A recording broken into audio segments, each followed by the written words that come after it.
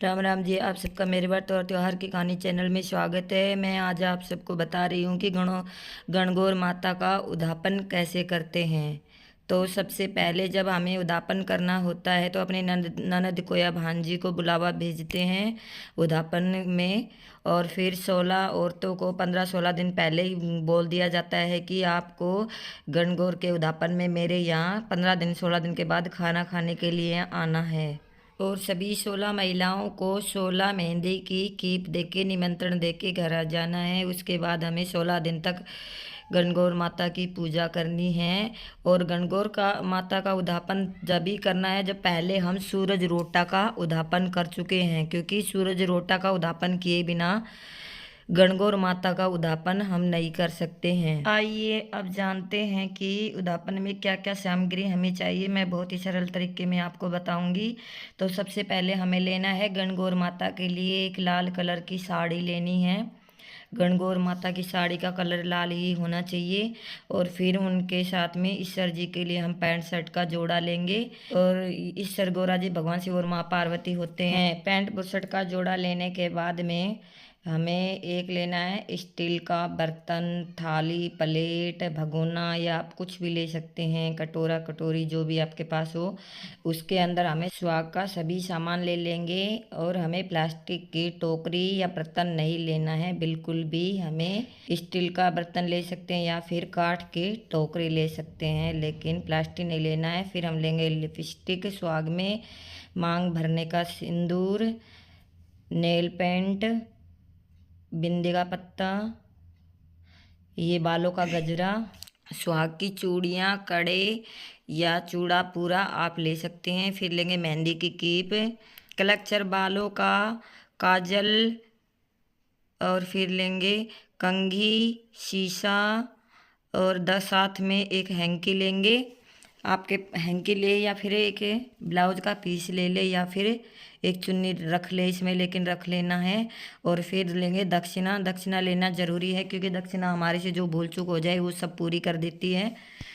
दक्षिणा लेना ज़रूरी है जितनी आपकी श्रद्धा हो। उसके बाद में हम इसमें रखेंगे मिठाई, बर्फ़ी, पेड़े या लड्डू। आपके पास जो मिठाई आपकी हो वो रख सकते हैं। मैंने लिए, मेरे पास ये लड्डू थे तो मैंने लड्डू रख लिए। बाकी आपके पास जो हो वो रख लेना। उसके बाद में ये दूसरी हमें जो 16 महिलाओं को देनी है ना सुहाग का जो सामान, वो सब मैं तैयार करके बता रही हूँ। 16 महिलाओं के लिए 16 ही साड़ी लेनी है और 16 ही पैंट शर्ट का जोड़ा लेना है। उनके ऊपर भी ये जो मैंने रखा है ना यही सब इसी तरह दूसरी सब में 16 पिटारी तैयार कर लेनी है सुहाग की। सब में यही सब सामान रखना है, हैंकी, ये लड्डू और ये जो श्रृंगार का जो मैंने सामान रखा है सब सेम सेम ही रखना होता है। लेकिन जो माता ईश्वर गौरा जी का जो होता है जोड़ा, इसके अंदर हमें कुछ अलग से रखना होता है। 5 गहने, 2 गहने या आपकी जितनी इच्छा हो आप रख सकते हैं। तो इसमें मैंने लिए हैं कान के, ये जो ईश्वर गौरा के इसी में रखने हैं। गणगौर के उद्यापन में हमें सोना और चांदी का दान भी करना जरूरी है, उद्यापन में रखना जरूरी है। ये कान के लिए हैं। आपकी जो इच्छा हो, सोने के अंगूठे, लौंग या बाले, जो आपकी इच्छा हो आप रख सकते हैं।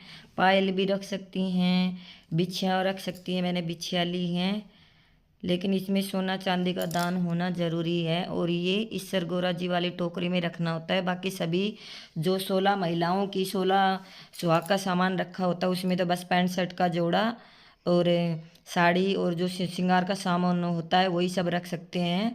उनमें ये सब रखने की ज़रूरत नहीं है। सोना चांदी का दान तो सिर्फ जो गणगौर माता का और ईश्वर जी का होता है ना उन्हीं के लिए करना है, बाकी सब में नहीं करना है। उसके बाद सारा सामान तैयार करके जो हमने 16 औरतों का और गणगौर माता का जो लिया है वो सब तैयार करके सबको 3 बार अपने पल्लू में आंचल में पानी डाल के घुमा लेना है, मिनस देना है और बोलना है, हे गणगौर माता ईश्वर भगवान जी, आज आपकी कृपा से मैं ये उद्यापन कर रही हूँ तो ये संपूर्ण हो, इसे आप स्वीकार करें। जैसे आप ईश्वर गौरा जी की जोड़ी बनी है वैसे ही हमारी बनी रहे और मेरा सुहाग हमेशा अमर रहे, सबका आशीर्वाद मिले और ये उद्यापन मेरा आप स्वीकार करें।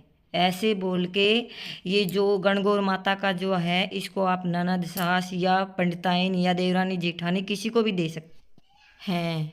और कुछ लोग पूछते हैं कि हम उद्यापन के बाद भी गणगौर का उद्यापन व्रत कर सकते हैं, तो बिल्कुल कर सकते हैं। ये तो सुहाग का प्रतीक होता है ईश्वर और गौरा जी का।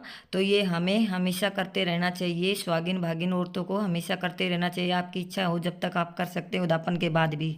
अगर आप सबको मेरी वीडियो अच्छी लगे तो लाइक करें, चैनल को सब्सक्राइब करें और कमेंट करना ना भूलें। राम राम जी।